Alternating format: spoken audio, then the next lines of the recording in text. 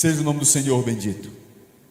Na quarta-feira passada, nós meditamos sobre a nossa necessidade de evitar o suicídio da alma. E vimos isso em 2 Coríntios 2, nos versículos de 1 a 11.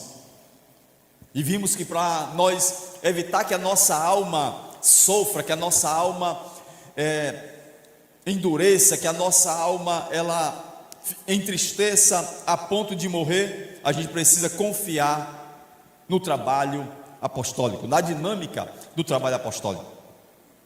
Paulo escreve à igreja da Caia, à igreja de Corinto, e ele está muito angustiado, ele está com a sua alma entristecida. Por quê? Porque havia um problema, uma crise na igreja, agravada pelo pecado de alguns irmãos, e que ele teve que enviar uma carta muito forte, uma carta muito dura, uma carta muito exortativa para a igreja de Corinto. E estava esperando um outro apóstolo chegar em Troade para trazer uma resposta. Trazer uma resposta. Tito não conseguiu chegar na hora certa no porto, ele não sabia como a igreja estava, mas ele diz: olha, com muita tristeza, essa carta chegou a vocês, mas não queria causar tristeza para vocês, porque a minha alegria é a alegria de vocês, e para vos poupar, eu não vou agora em Corinto, mas eu escrevi assim para que vocês conhecessem o amor que eu consagro a vocês, Então, Paulo estava mostrando a maneira que ele conduzia as crises, como ele estava consertando as coisas, como ele estava exortando a igreja a ser consertada diante de Deus. E ele dizia assim: eu escrevi essa carta não para que nós tivéssemos domínio sobre vocês, esse é o modelo apostólico, para trabalhar as crises, não como dominadores, mas cooperadores da vossa alegria. Então, quando nós somos exortados pela palavra de Deus, muitas vezes nós sofremos a tristeza pela exortação, pela correção. Só que esta correção e essa exortação não é para nos matar, não é para nos expor, não é para nos fazer atrapalhados nem envergonhados. Toda disciplina na igreja, toda correção na igreja não é para expor as pessoas à vergonha. Pode gerar tristeza? Sim, às vezes gera tristeza, mas é para edificação. Paulo diz: nós não fazemos isso como dominadores sobre vocês, nós não queremos dominar sobre vocês, mas nós queremos ser cooperadores da vossa alegria. Então, toda vez que o crente é exortado, toda vez que o crente é chamado à correção, que ele se arrepende, então ele se alegra, porque ele é trazido de volta à edificação. Amém? Esse é o trabalho apostólico. Então, assim, quando nós somos exortados e somos exortados a nos arrepender, a nossa alma não fica morrendo. A segunda coisa que nós vimos do trabalho apostólico foi o difícil exercício do perdão. Perdoar às vezes é difícil, mas Paulo disse: olha, irmãos, nós já tratamos, já enviamos a carta para vocês, basta a punição pela maioria. A maioria já mostrou para ele que é difícil, a maioria já mostrou para ele, já puniu, já mostrou para ele que estava errado, então basta a punição pela maioria. Houve arrependimento? Então traga o irmão de volta à edificação, perdoe. E perdoar é difícil, mas é necessário, porque vimos em Mateus capítulo 6 que 14 e 15: se vós perdoardes as ofensas dos outros, assim também o vosso Pai Celestial perdoará as vossas ofensas. Mas se vocês retiverem o pecado das pessoas, também o vosso Pai Celestial não vos perdoará as ofensas. Então a nossa alma fica adoecida, a nossa alma se entristece, a nossa alma vai morrer se nós não exercermos a difícil arte do perdão. O perdão é difícil? É. É um exercício difícil? Sim. mas se nós não exercitarmos a difícil arte do perdão, a nossa alma vai adoecer, e nós não queremos que a nossa alma adoeça. E a terceira coisa foi trabalhar para a preservação da paz. Quando Paulo chega, a Troade que Tito também chega e traz o retorno da carta que ele tanto esperava. Causou tristeza, num certo aspecto, em primeira ordem, em primeiro lugar, mas quando a igreja foi tratada, quando a igreja entendeu, trouxe alegria, saudade, choro e zelo pelo apóstolo. Viu como mudou? Antes a igreja estava triste e chateada, mas quando ela foi exortada, quando ela entendeu o recado, a palavra do Senhor diz que a resposta que Tito trouxe, quando chegou em Troade, é que a igreja estava com saudade do apóstolo, a igreja estava chorando pelo apóstolo e a igreja estava zelosa pelas necessidades do apóstolo. Veja como Deus, quando a palavra do Senhor faz o seu trabalho na vida da igreja, quando a igreja recebe a palavra do Senhor, tudo muda. O que a carta produziu de tristeza, agora produz de alegria, choro, saudade e zelo pelo apóstolo. Amém? E assim, quando nós acatamos a palavra, quando nós recebemos a palavra, nós guardamos a nossa alma de adoecer, nós guardamos o nosso coração de azedar. Amém? Foi isso que nós vimos quarta-feira passada. Eu quero convidar você ainda no capítulo 2 de 2 Coríntios. No capítulo 2 de 2 Coríntios, vamos ler a partir do versículo 14. E vamos ver que uma igreja madura sempre vence. É o que nós vamos meditar nessa noite. O Espírito Santo de Deus nos convida a meditar na sua palavra, nos caminhos de maturidade da igreja de Corinto. E Paulo vai mostrar que uma igreja que caminha no sentido da maturidade, ela sempre vencerá. O crente que zela pela sua maturidade, pelo seu crescimento, seu desenvolvimento na fé, sempre vencerá. 2 Coríntios 2, 14 diz assim: graças, porém, a Deus, que em Cristo sempre nos conduz em triunfo, e por meio de nós, manifesta em todo lugar a fragrância do seu conhecimento. Porque nós somos para com Deus o bom perfume de Cristo, tanto nos que são salvos, como nos que se perdem. Para com estes que se perdem, cheiro de morte, para a morte, mas para com aqueles vivos, para aqueles que são salvos, aroma de vida para a vida. Quem, porém, é suficiente para estas coisas? Porque nós não estamos como tantos outros, mercadejando a palavra de Deus. Antes, em Cristo é que falamos na presença de Deus, com sinceridade e da parte do próprio Deus. Amém. Então, nesta oportunidade, esse texto e esse trecho da palavra do Senhor, ele vai mostrar para nós como uma igreja que caminha no testemunho apostólico, no padrão apostólico, no modelo apostólico, ela sempre vai encontrar na sua caminhada a maturidade devida, o crescimento devido. E o crente então vai se pautar pela sua maneira equilibrada de servir a Deus, né? Nós temos uma carta dura, uma carta difícil, exortativa, corretiva, mas que produza mudança para as nossas vidas, né? O que parecia aqui para Corinto uma crise permanente, a igreja estava muito entristecida, a igreja estava passando uma crise terrível, parecia infinito, parece que não ia mudar, mas agora resulta em bênção. Isso significa que as portas do inferno não prevalecerão contra a igreja do Senhor, né? Mas pastor, por que essas coisas ocorrem na igreja? Por que crises ocorrem na igreja?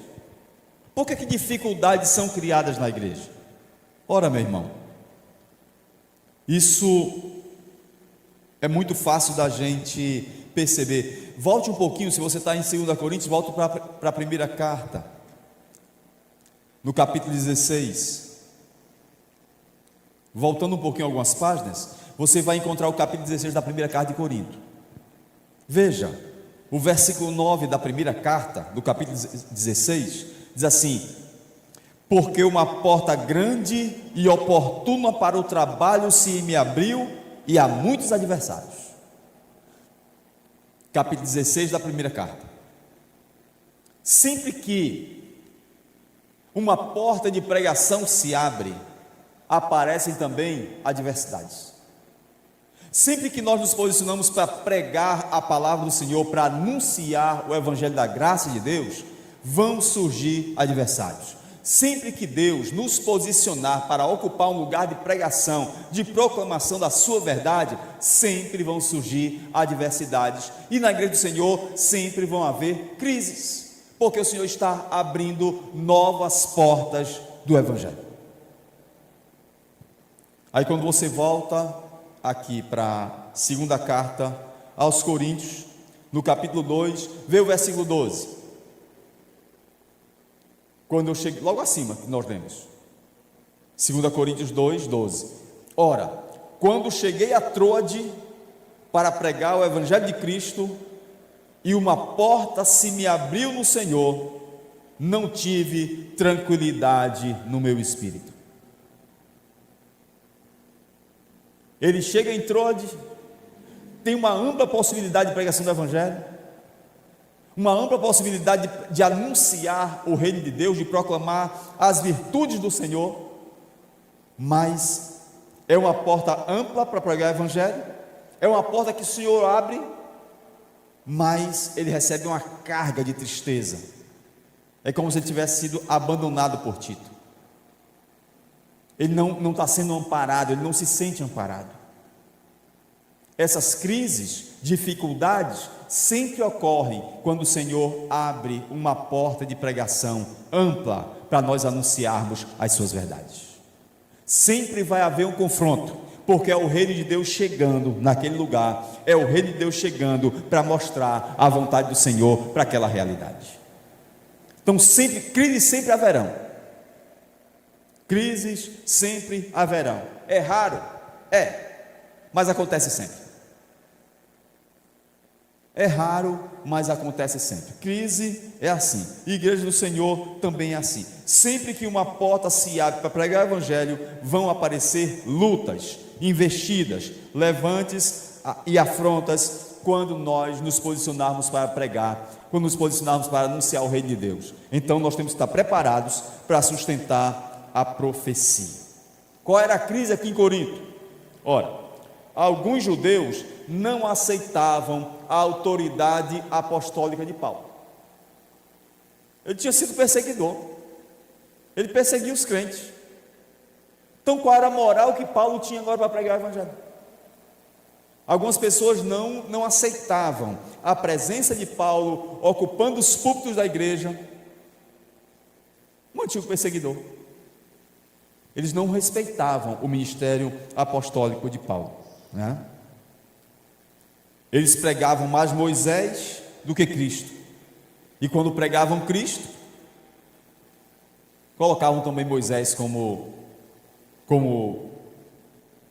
um norte, como um líder, né? E muitas vezes terminavam ensinando mais a lei mosaica do que o próprio Cristo.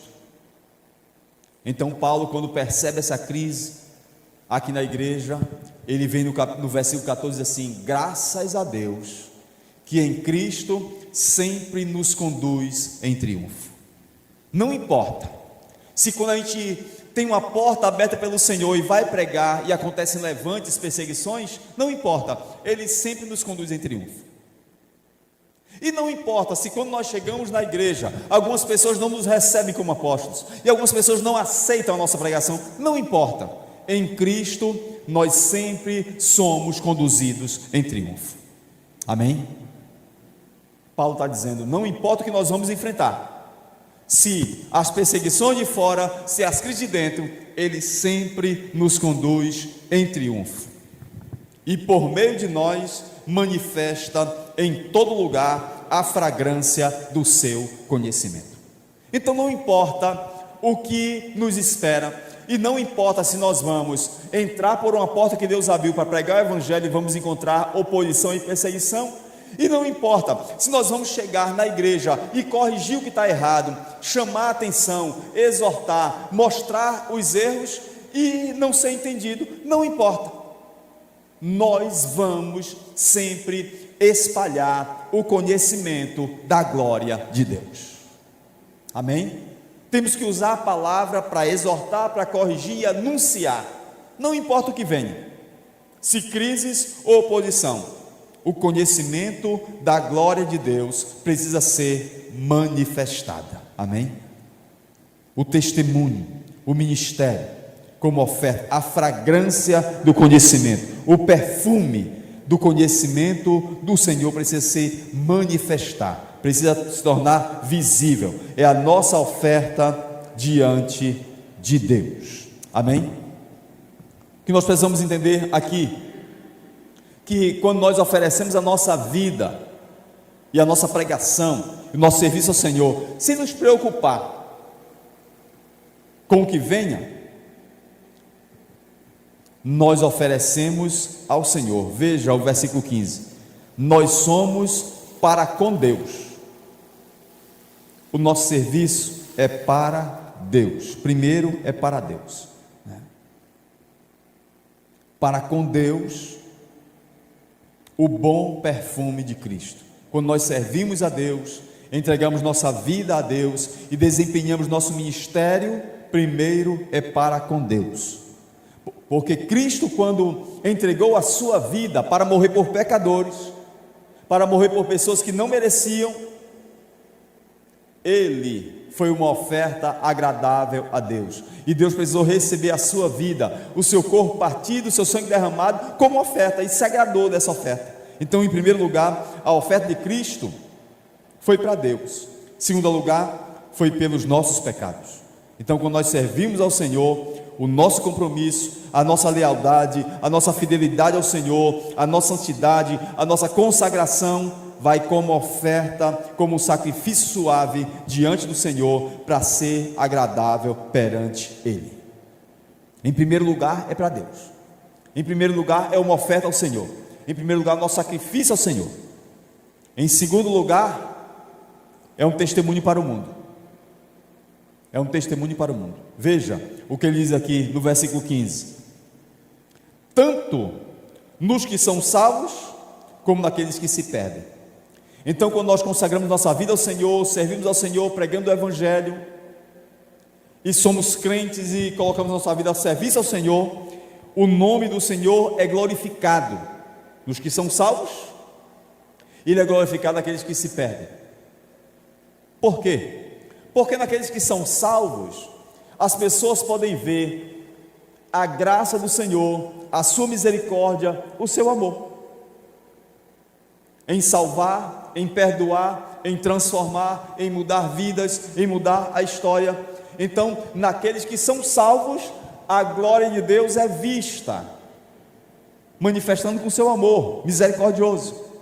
Mas naqueles que se perdem, se manifesta a ira de Deus, que é santa, se manifesta a verdade do Senhor, da sua palavra, que mostra o caminho verdadeiro, e manifesta também a sua santidade, a sua justiça. Naqueles que se perdem, a santa ira de Deus é mostrada, a sua justiça e a sua verdade, de modo que a glória de Deus é revelada, é mostrada nos que são salvos e naqueles que se perdem. Deus então é revelado ali, e então a glória de Deus e a palavra do Senhor, a profecia, ela separa o mundo, faz uma separação entre aqueles que são salvos e aqueles que se perdem. Mas quem faz isso é a palavra do Senhor, é a proclamação da palavra do Senhor na porta que Ele abre. E não importa se a porta que Ele abre vai trazer crises, perseguições ou incompreensões, não importa. O que importa é que a profecia, sendo bem proclamada, ela vai causar uma separação na humanidade. entre aqueles que são salvos e aqueles que se perdem. E nós precisamos nessa noite louvar ao Senhor pelo trabalho que a palavra dele realiza em nossa vida, porque nós fazemos parte daqueles que são salvos. Porque a nós foi revelada a bondade e a misericórdia do Senhor, e na vida da igreja o nome dele é glorificado. E na vida da igreja é glorificada pelo seu amor, sua misericórdia, seu perdão, sua transformação das nossas vidas. Naqueles que se perdem, o nome dele é glorificado pela sua verdade, pela sua justiça, pela sua fidelidade e pela sua ira que é santa. Mas mesmo assim, o nome dele também é glorificado. E a igreja sempre vence nisto, né? Ele vai mostrar aqui no versículo 16, para com aqueles que são salvos, para aqueles que se perdem, cheiro de morte para a morte, e para aqueles que são salvos, aroma de vida para a vida. Quem, porém, é suficiente para estas coisas, né? Nós precisamos perceber esse bom perfume. Quem frequentou estádio, como eu frequentei algumas vezes estádio, eu gostava muito de ir para o estádio. Irmãos, quando o jogo acaba, saem duas torcidas pelos portões. Tem muita zoada quando uma partida acaba no estádio. É a mesma zoada para quem triunfa e para quem perde. Uma torcida sai calada, mas a zoada que uma faz serve para duas coisas: tanto para gritar os vivas da vitória, como para fazer mangofa com aqueles que perderam. É a mesma palavra, é a mesma zoada e a mesma alegria. Alegria porque ganhou e alegria porque vê o outro triste. Paulo diz: nós somos o bom perfume de Cristo, tanto naqueles que perderam, como naqueles que ganharam. Nós somos o bom perfume de Cristo, tanto naqueles que são salvos, como naqueles que se perdem. É a mesma coisa. Quando as torcidas saem do estádio, é o mesmo canto de vitória. Serve para festejar a sua vitória, como serve para fazer mangofa dos outros. É o mesmo hino, é a mesma canção, é a mesma alegria, é o mesmo brado. Assim como os generais, quando voltavam das suas batalhas, quando eles entravam na cidade com o seu cortejo vitorioso, as pessoas queimavam incenso às suas vitórias. E enquanto eles estavam entrando na cidade e aquele incenso era queimado, esse bom perfume da vitória, para quem ganhou, era vida. Mas para os prisioneiros que estavam vindo, aquele mesmo cheiro era de morte. Era o mesmo perfume, uns para a vida, outros para a morte. Da mesma coisa nos estádios, é o mesmo brado, é a mesma canção, é o mesmo hino, para os que se perdem, para aqueles que perderam e para aqueles que ganharam. Assim é a pregação da igreja. A pregação da igreja é a mesma, e é preciso que a igreja que queira ser vitoriosa, ela precisa sustentar a pregação do evangelho, sem diluir a pregação do evangelho, porque é a verdadeira pregação do evangelho que vai fazer a diferença entre aqueles que se perdem e aqueles que são salvos. Mas é a mesma pregação. Nós não podemos querer negociar a pregação do evangelho.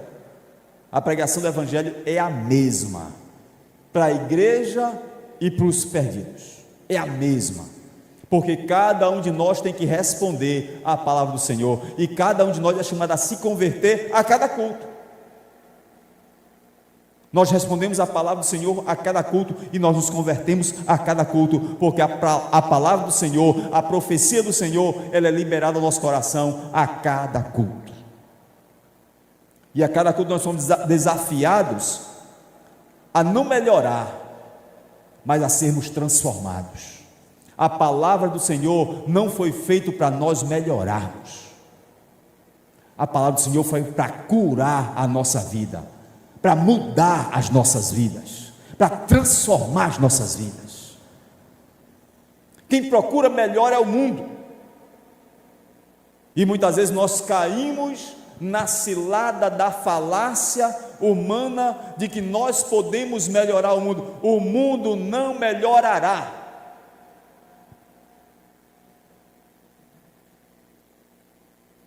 Ele vai permanecer sendo guiado por uma entidade que atua sobre os filhos da desobediência. A igreja é chamada para ser sal e luz desse mundo, não para melhorar esse mundo, mas para transformar esse mundo. E nós somos transformados. Nós somos transformados, nós não somos melhorados. Quando Ele nos pega como vaso, Ele nos quebra. Ele não nos emenda, Ele nos esmiuça, Ele faz pó de novo. Ele não emenda cacos. Por que é que Deus não emenda caco, irmãos? Porque caco já foi cozinhado, já passou pela fornalha, ele está endurecido. Ele precisará de muito tempo para ser amolecido. Então ele precisa ser esmagado para virar pó de novo, porque só o pó pode ser moldado. Caco não pode ser moldado, só o que pode ser moldado é o pó. E nós precisamos entender que a palavra do Senhor vem para nos moldar, não para nos colar. Ele vem para nos refazer, para nos fazer de novo, para nos fazer novas criaturas, para mudar nossa história, não para nos melhorar. O Evangelho não vem para melhorar. Quem vem para melhorar a psicologia, quem vem para melhorar é a pedagogia, quem vem para melhorar é a filosofia, quem vem para melhorar é a sociologia. O Evangelho não. O Evangelho vem para transformar nossas vidas, para fazer de novo, para regenerar. Regeneração, irmão, não é melhora. Regeneração é fazer uma nova criatura. E o Evangelho trabalha com regeneração, não com melhoria. E nós precisamos mudar a nossa maneira de pregar, a nossa maneira de colocar o Evangelho. Porque nós muitas vezes ficamos viciados em uma maneira de falar. Não é porque nós precisamos ser pessoas melhores a cada dia, não, nós não precisamos ser pessoas melhores a cada dia. Nós precisamos ser transformados à medida do caráter de Cristo, porque os que de antemão conheceu, também os predestinou para serem conforme a imagem de Jesus Cristo, não para melhorar, para nos conformar à imagem dele. E a imagem de Cristo, o caráter de Cristo não é melhora, a imagem de Cristo é refazer um novo povo para a glória do Senhor. Amém? Então a igreja que vence é a igreja que precisa valorizar a profecia. No versículo 17, aqui que Paulo escreve à igreja de Corinto, ele vai dizer: irmãos, nós sempre vamos estar em triunfo em Cristo, porque nós não estamos como os outros. Observe isso, isto é muito importante. Versículo 17: nós não estamos como os outros. Ele aqui faz um corte. Está se fazendo uma coisa, mas nós não estamos. Está acontecendo alguma coisa, mas nós não estamos. Outras pessoas estão fazendo, mas nós não estamos. E Paulo chama a atenção da igreja de Corinto para isto. Diz assim: irmãos, aconteceu a crise e nós precisamos chamar a atenção. Aconteceu o pecado e nós precisamos exortar e corrigir. Ficaram tristes? Ficou, mas nós não estamos como os outros mercadejando a palavra de Deus. Nós não estamos negociando a palavra de Deus. Nós não estamos aqui colocando a palavra como mercadoria, a profecia como mercadoria. Você vai querer levar um pouquinho hoje? Qual parte você quer da profecia? Qual parte mais lhe agrada? Nós não estamos numa feira, nós não estamos no mercado, nós não estamos fazendo promoção. É o que Paulo está dizendo aqui no verso 17. Porque nós não estamos como tantos outros mercadejando a palavra de Deus. Nós não estamos dando aqui a pregação e a profecia, o ensino na igreja, como se nós estivéssemos na feira. Olha a promoção, olha que parte boa. Quanto você vai levar hoje? Vai levar uma dúzia? Veja como isso aqui lhe agrada. Não, nós não estamos aqui trazendo a palavra do Senhor para lhe agradar, para saber se você vai gostar ou se você não vai gostar, ou quantos gramas você vai querer levar, ou se tem promoção, pague 2, leve 3. A gente adora uma promoção, a gente adora uma coisa assim, não, isso aqui vai de graça, eu estou pagando essa aqui, mas essa outra vai de graça, e nós gostamos muito disso. Até parece que aquilo que está vindo de graça não está embutido, até parece, mas a gente gosta de se enganar,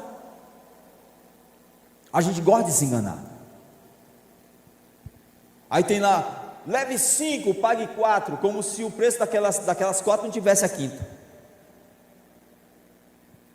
A gente sabe que está, no fundo a gente sabe que aquela promoção é um engodo, mas a gente termina caindo nisso. Por quê? Porque a gente gosta de promoção, e essa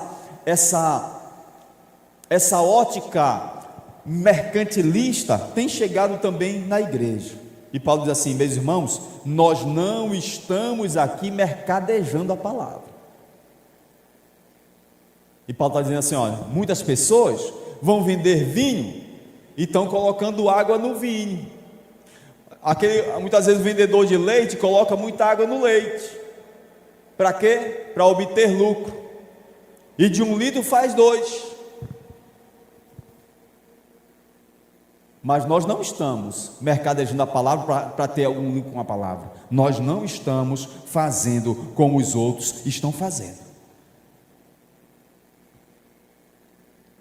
Veja, abra a sua Bíblia, por favor, em Tiago capítulo 3. Preservar a profecia, valorizar a profecia é imperativo, irmãos. E Paulo diz: nós não estamos fazendo isso, como alguns estão. Logo depois de Hebreus, tem Tiago. No capítulo 3, o irmão de Jesus faz uma exortação aqui à sua igreja. No capítulo 3, versículo 1, diz assim: meus irmãos, não vos tornei muitos de vós mestres, sabendo que aqueles que ensinam irão receber maior juízo. Observe isso. Quem quiser ser mestre, quem quiser pregar, quem quiser anunciar, quem quiser ensinar a palavra do Senhor, saiba, é bom? É, mas também entenda que vai ter maior rigor quando esse ensino for cobrado. E se você estiver em Tiago, volte um pouquinho para Hebreus, capítulo 13.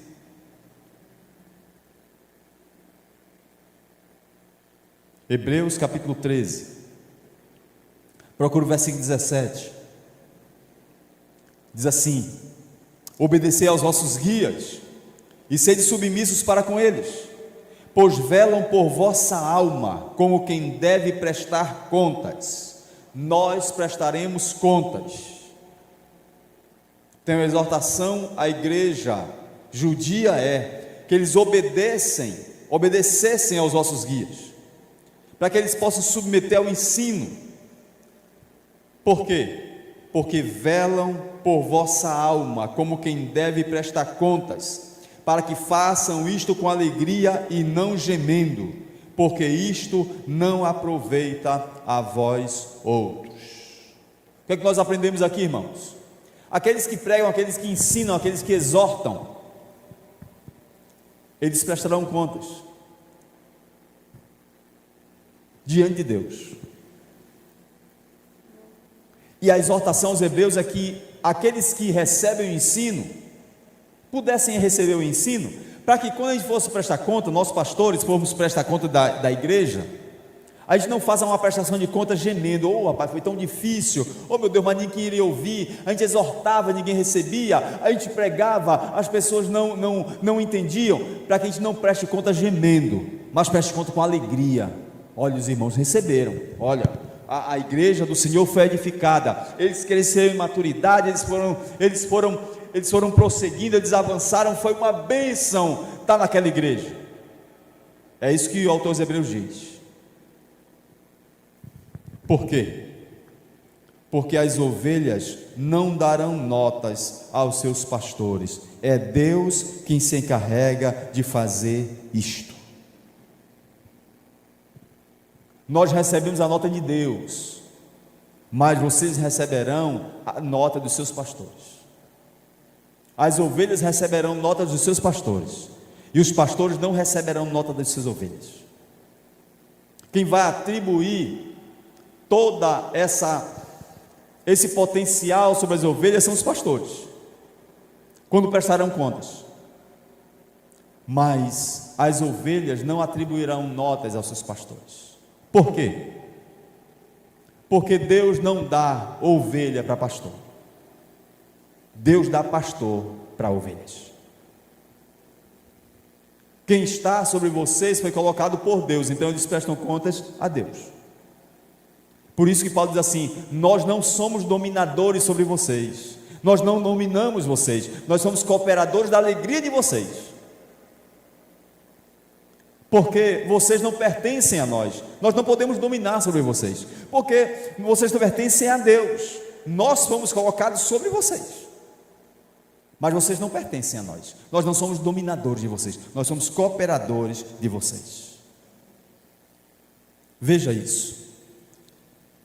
Abra sua Bíblia em 1 Pedro capítulo 5,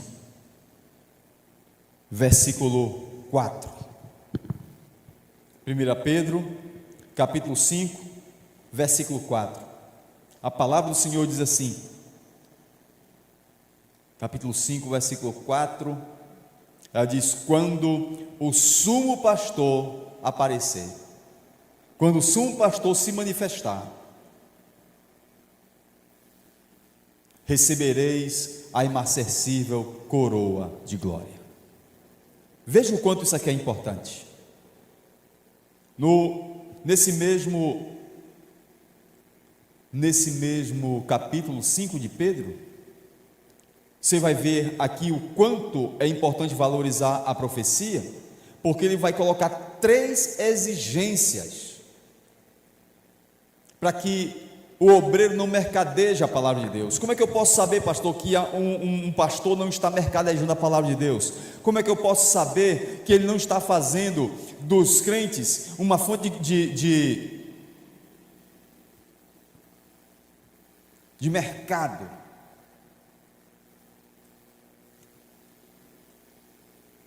De ganho, de lucro?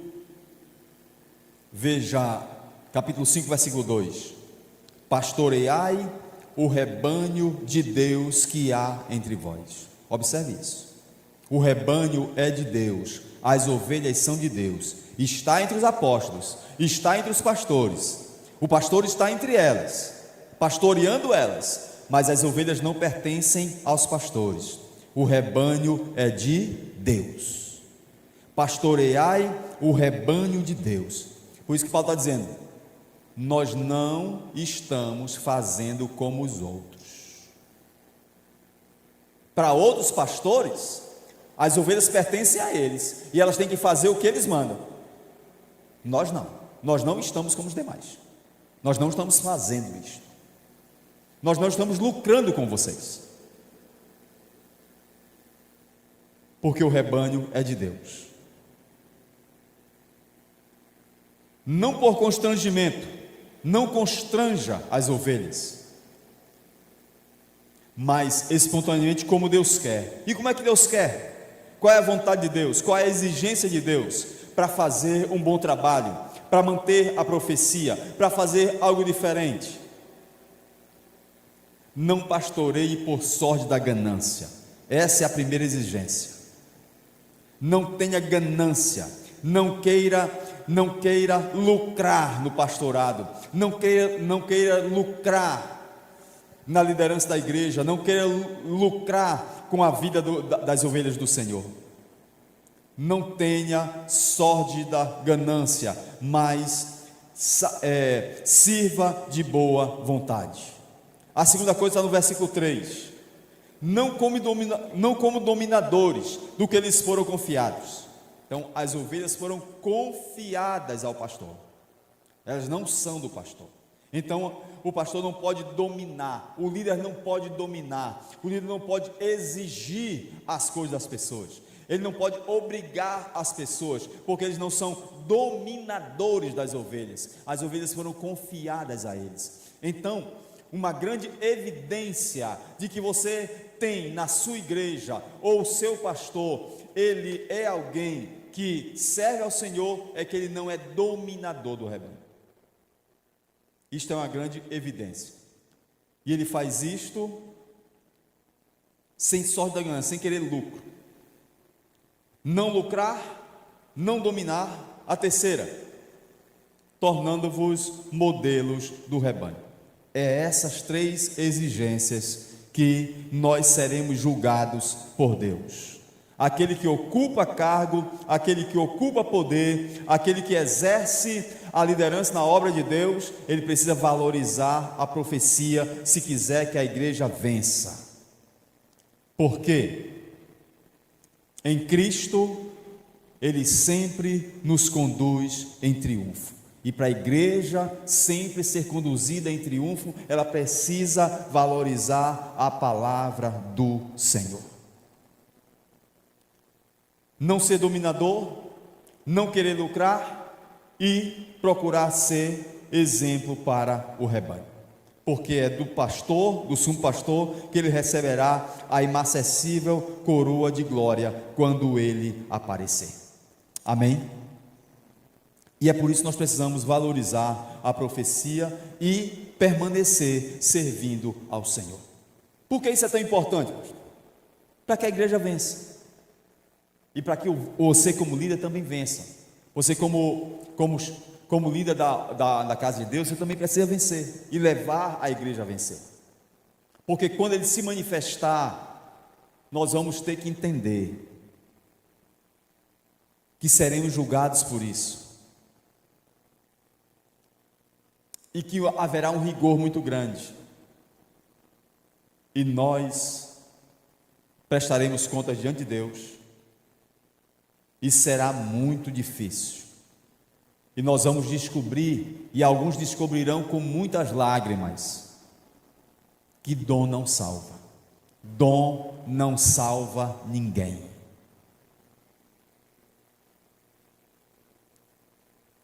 O que salva é um caráter moldado pela palavra do Senhor. É isso que salva a gente. No tribunal de Cristo, a palavra do Senhor disse: cada um será julgado segundo as suas obras, não segundo o seu dom.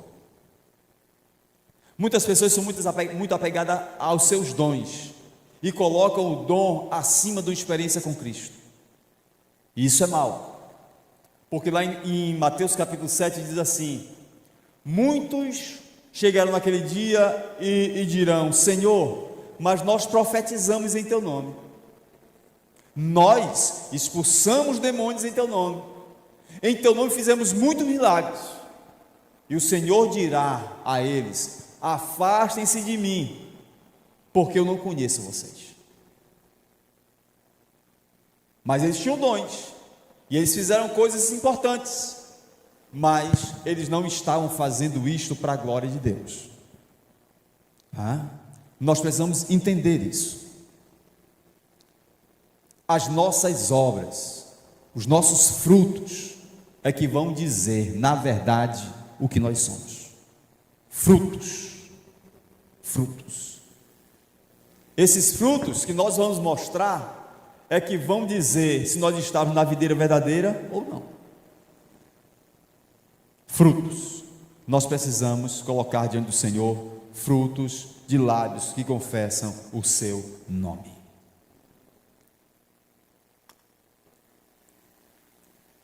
E assim sempre nós vamos andar em triunfo. A igreja do Senhor será madura quando ela mantiver a profecia em primeiro lugar, de maneira alta, sem diluir, sem fazer dela uma fonte de lucro, sem vender, sem dar as porções que cada um quer. Não. Qual parte você vai levar hoje? Qual mais lhe agrada? Veja aqui a parte da escritura que mais lhe agrada. Não. Toda a escritura, ela é inspirada por Deus. E toda a escritura, ela é útil para corrigir, para ensinar, para redarguir injustiça, para que toda pessoa seja um obreiro aprovado na sua presença. Amém? É assim que Ele sempre nos conduz em triunfo, e é assim que a igreja do Senhor sempre vai vencer. Amém?